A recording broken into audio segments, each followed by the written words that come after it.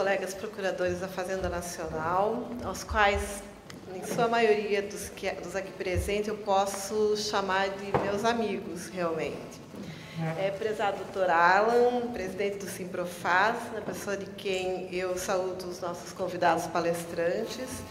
senhoras e senhores. Em primeiro lugar, eu não poderia deixar de manifestar o meu agradecimento, a minha honra e a minha responsabilidade diante desse convite para proferir uma palestra como debatedora nessa noite. Dentro desse tema que me foi proposto, o papel da política tributária e desenvolvimento econômico e social, eu entendi por bem abordar alguns aspectos acerca dos fundamentos da tributação num Estado democrático de direito e algumas palavras também sobre a implicação entre a realização das necessidades sociais e os custos necessários para tal realização, chegando ao proclamado dever fundamental de pagar tributos, na linha do que vem sendo defendido na doutrina portuguesa, mais propriamente pelo professor Casal Tanabás. Como sabemos, a República Federativa do Brasil caracteriza por ser um Estado democrático e de direito. Democrático porque se compromete a realizar os valores da vida em sociedade e da solidariedade social, e um Estado de direito porque é protetivo dos direitos e garantias fundamentais individuais e coletivos. Vale lembrar que o Estado democrático de direito no Brasil está delineado na Constituição e consiste basicamente na persecução da justiça social, por exemplo, lá do artigo 1º, artigo 3º, 170 e 193 da Constituição, que busca a redistribuição da renda e a igualdade de chances e oportunidades a todos, ou seja, a capacidade existencial, econômica e cultural para viver e trabalhar num nível razoável. E também, do outro lado, esse Estado democrático ele busca a realização da segurança social, ou seja, um bem-estar social, artigo 186 da Constituição, seu inciso 6º, 193 da Constituição, que esse valor da segurança social, do bem-estar social, é consubstanciado especialmente na proteção existencial garantida pela prestação de serviços públicos básicos, água, luz, transporte, educação, saúde, e nos seguros sociais, seguro-desemprego, seguro por invalidez, e também na assistência social, garantindo aqui um auxílio mínimo existencial e auxílios em catástrofes naturais, a fim de garantir o mínimo da dignidade humana ao cidadão. O professor José Afonso da Silva, conhecido de todos, ele observa que a Constituição de 88, muito embora não prometa, até no entender dele, o que seria ideal, uma transição para o socialismo, mas ele, com o Estado Democrático de Direito, ela definitivamente abre as perspectivas para a realização social de uma profunda mudança nessa sociedade na prática de direitos sociais. Então, a Constituição inscreve em seu bojo instrumentos para que esses direitos sociais sejam realizados e sejam conseguidos e concedidos à cidadania pelo Estado para garantir o valor primordial de uma sociedade, da sociedade moderna, que seria a dignidade da pessoa humana. Mas de nada adiantaria que a Constituição trouxesse esse rol de direitos, esse rol de garantias e basicamente esses direitos sociais, se ela não revelasse mecanismos hábeis para concretizar e para custear esses direitos. O nosso colega Arnaldo Godoy, ele recentemente num congresso, numa palestra no Recife, ele falou, toda a discussão sobre carga tributária, sobre distribuição, ela tem que ser discutida sempre dentro do contexto de quanto custa o meu direito. Nós vivemos numa economia de mercado e as coisas custam, e esse custo também tem que ser pesado e tem que ser fiscalizado pelo cidadão no momento de sentir a retribuição mesmo da sua participação com os gastos sociais. Então, em rápidas palavras, eu vou traçar um panorama aqui sobre o conceito de Estado fiscal, que já veio explorado pelo professor José Afonso, e o professor Casal Tanabás utiliza como subsídio, substrato para o desenvolvimento da sua noção de dever fundamental de pagar tributo. Então, o Estado fiscal, ele surge em contraposição àquele Estado patrimonial, que era basicamente o Estado absoluto da época do Iluminismo, e cujo financiamento se dava fundamentalmente pelas receitas advindas do próprio patrimônio do soberano, e que também, ou pelos saques, né, assim, pelas conquistas, e também pelos rendimentos das atividades industrial e comercial do Estado soberano. No Estado fiscal, as necessidades políticas são eminentemente satisfeitas pelo Estado e suas divisões, com encargos de dinheiro exigido dos cidadãos para custear essas atividades. E esses encargos, eles deixam de ser esporádicos e passam a ser regulares e estáveis. As novas funções assumidas pelos Estados contemporâneos, elas provocam a necessidade cada vez mais crescente de recursos e a instituição política fundamental, que seria a tributação. E a tributação como sendo uma prestação compulsória que traz em si essa marca da força estatal, da soberania do Estado. A noção de fiscalidade não surge atrelada apenas a esse modelo de Estado liberal, mas também o Estado fiscal, ele pode ser, sim, se manifestar um Estado fiscal liberal, que seria um desenvolvimento do primeiro Estado, daquele Estado patrimonial, e num Estado fiscal social, sendo aquele Estado liberal o Estado mínimo, e o Estado social, que tem uma tributação mais limitada, e o Estado social que intervém e que tende a ter, né, essa tributação alargada para satisfazer as necessidades dessa estrutura estatal que precisa ser criada para a consecução dos bens sociais. Como sabemos, a tributação no Brasil, ela se equilibra entre esses dois termos.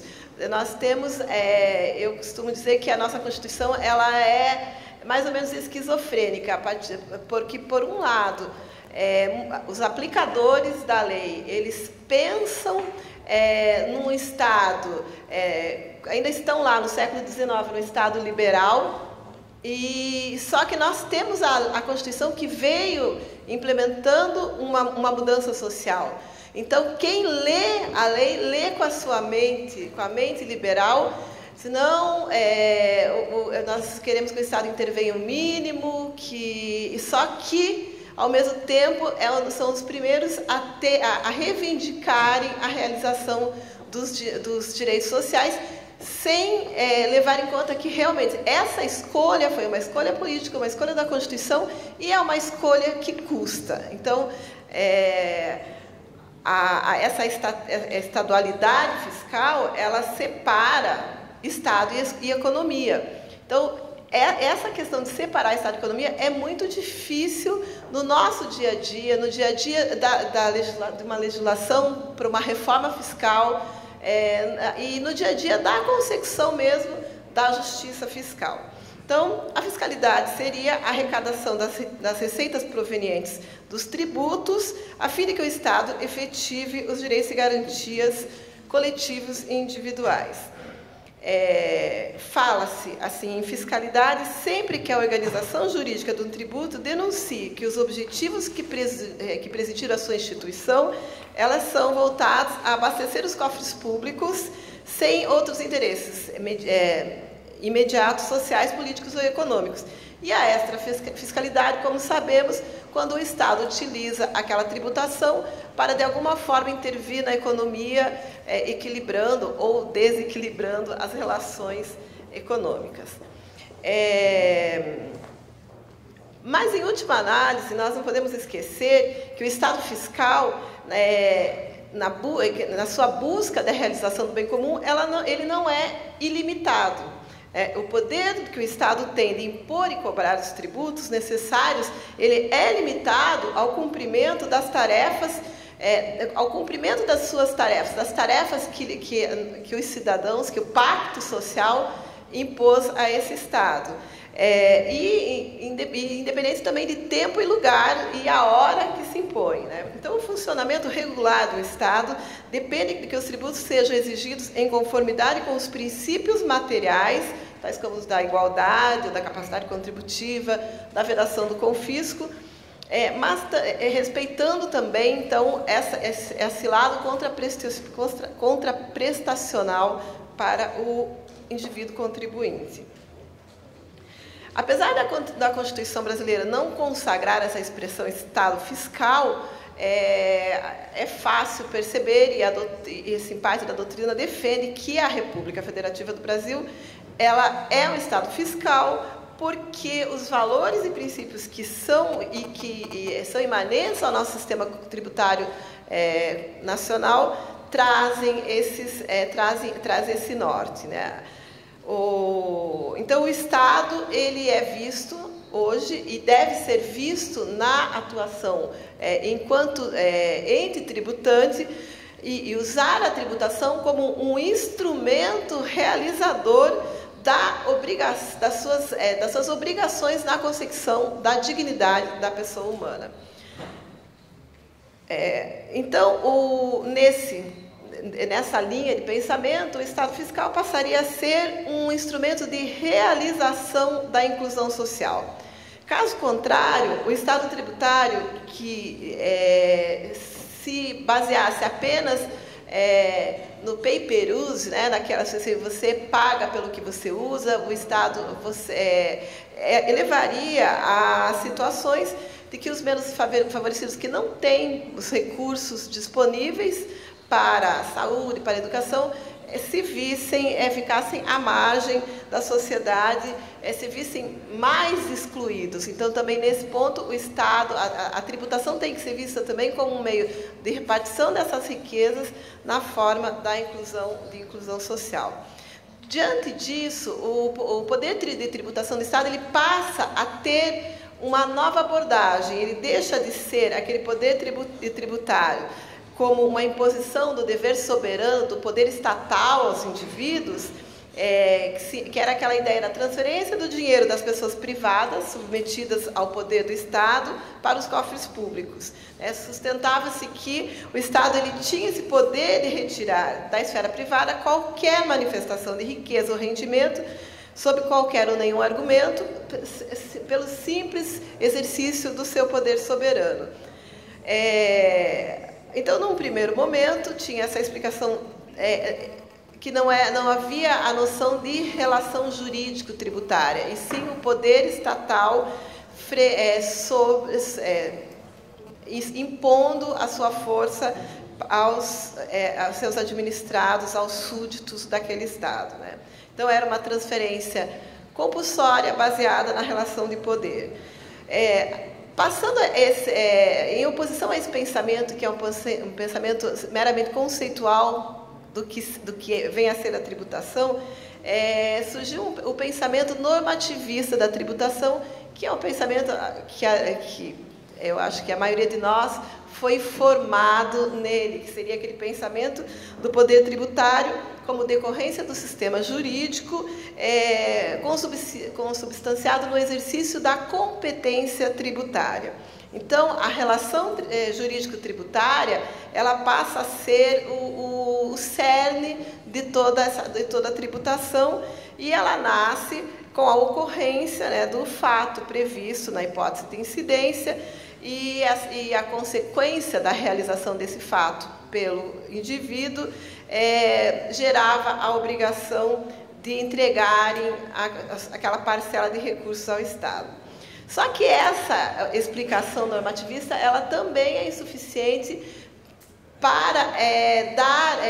consagrar a legitimidade, a legitimação nos dias atuais, dessa tributação sobre os indivíduos que são seres livres, capazes, e que se chegou num grau de desenvolvimento em que se pretende que o Estado seja democrático e que os cidadãos, que todo cidadão participe da discussão e da fixação das leis que o regem, né? Então, diante dessa explicação insatisfatória, procurou-se, então, e que é o que se procura hoje, nas doutrinas mais modernas, desenvolver uma visão sistemática em que o poder, a relação tributária, ela não é mais aquela relação de poder ou uma relação normativa pura, mas é uma relação dirigida à regulação da cidadania,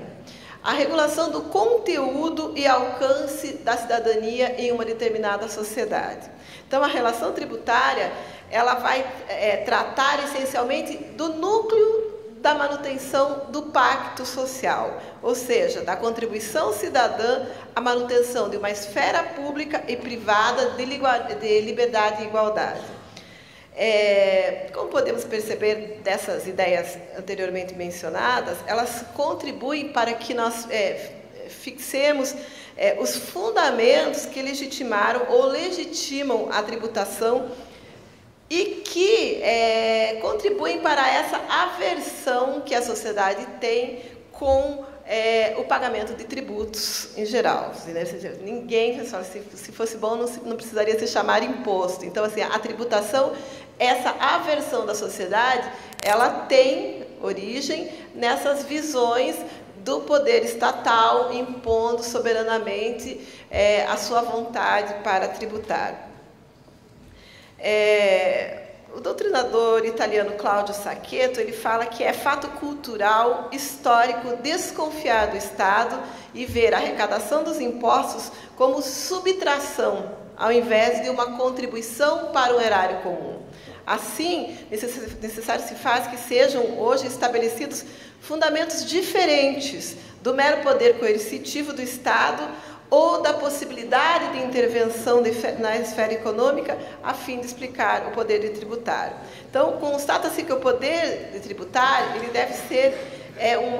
a realização positiva de políticas públicas em prol da afirmação da dignidade humana, da liberdade e da igualdade,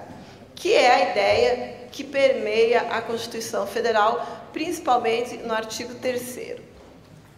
Na construção da sociedade justa, livre e solidária, né? Então, esse dever de solidariedade genérica, ele vem permeando o ordenamento jurídico constitucional e vai irradiar os efeitos para todo o sistema jurídico e principalmente para o sistema jurídico tributário. O professor Marco Aurélio Greco, ele afirma que a tributação deixa de ser mero instrumento de geração de recursos para o Estado, para transformar em instrumento que, embora tenha esse objetivo imediato, deve estar em sintonia com os demais objetivos constitucionais que, por serem fundamentais, definem um padrão a ser atendido pelo Estado.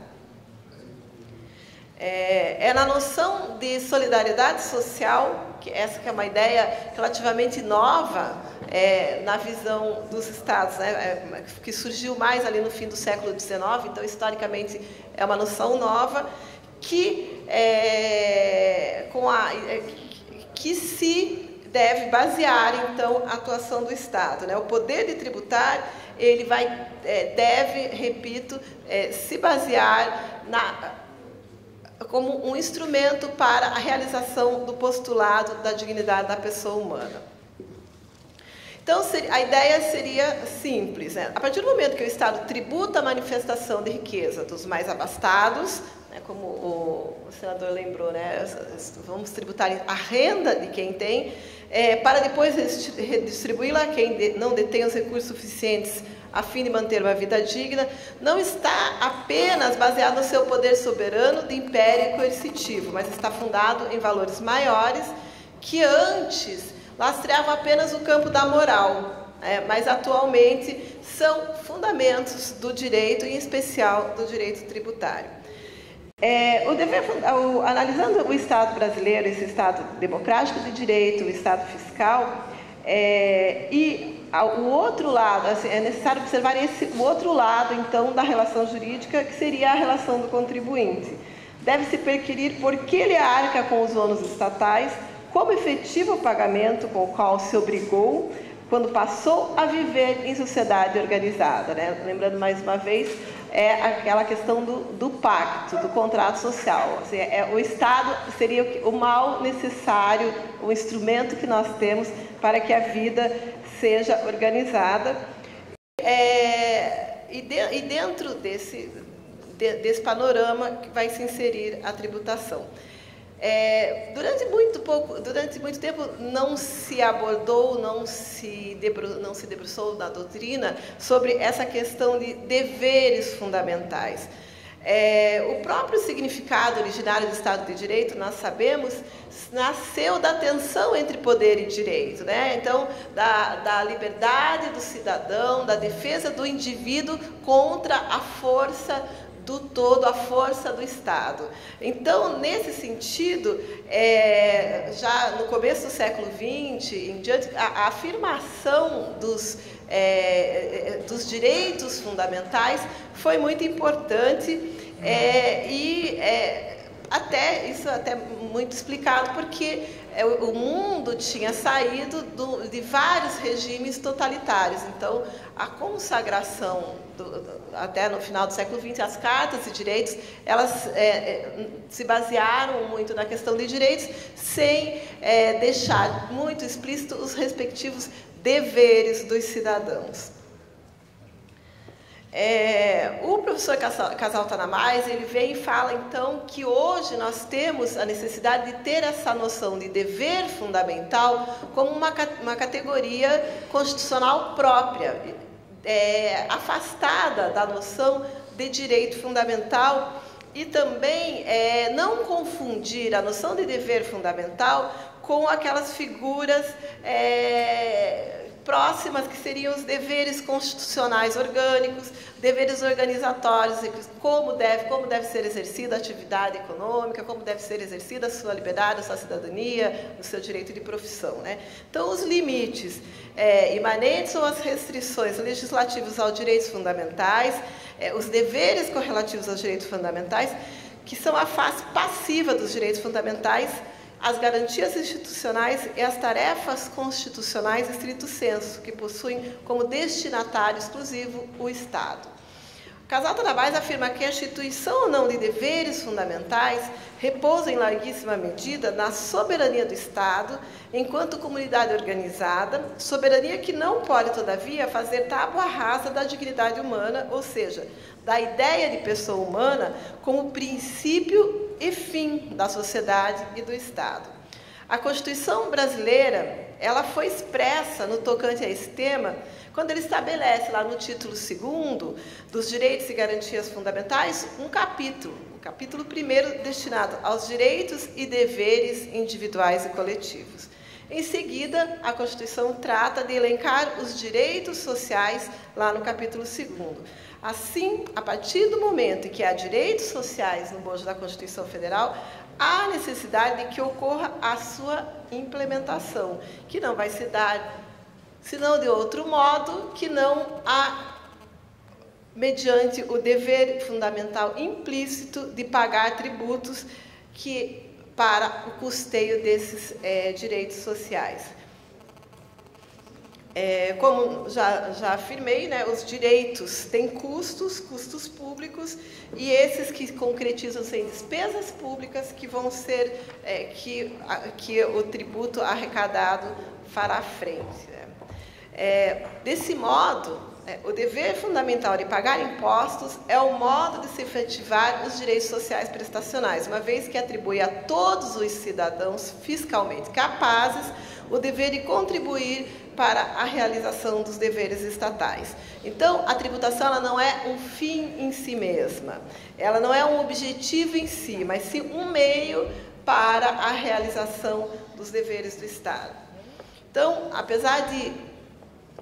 não estar explícita na Constituição a cláusula atributiva do dever de pagar impostos, é uma conclusão que se depreende da própria ordem constitucional e dos objetivos e fundamentos que a acompanham. pois ninguém duvida de que a todos está designado um dever de pagar impostos na medida da sua capacidade contributiva individual. Ou, como, se vocês quiserem, né, de todos os mandamentos constitucionais que falam em solidariedade, em universalidade dos benefícios do Estado.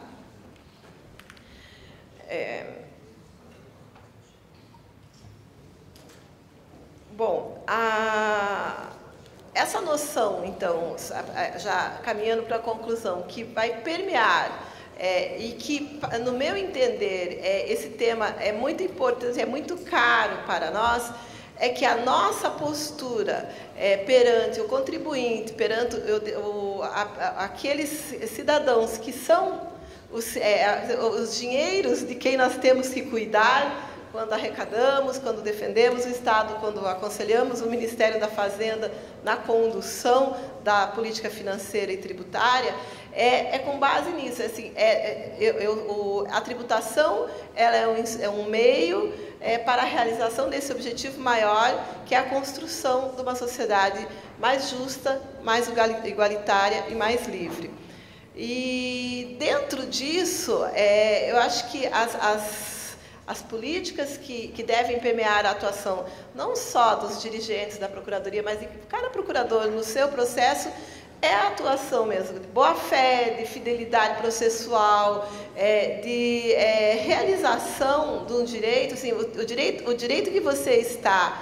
cuidando naquele processo é o direito de todo cidadão. Então, eu acredito que a nossa atuação ela tem que ser permeada por essa visão,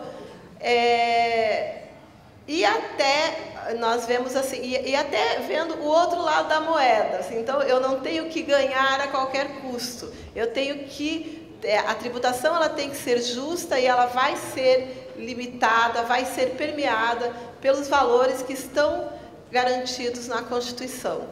Eram essas palavras que eu queria trazer para os colegas, dentro até da amplitude do tema que me foi proposto para a palestra. E agradecer mais uma vez o convite de todos e a paciência de terem esperado até agora o final da palestra. Tá? Muito obrigada.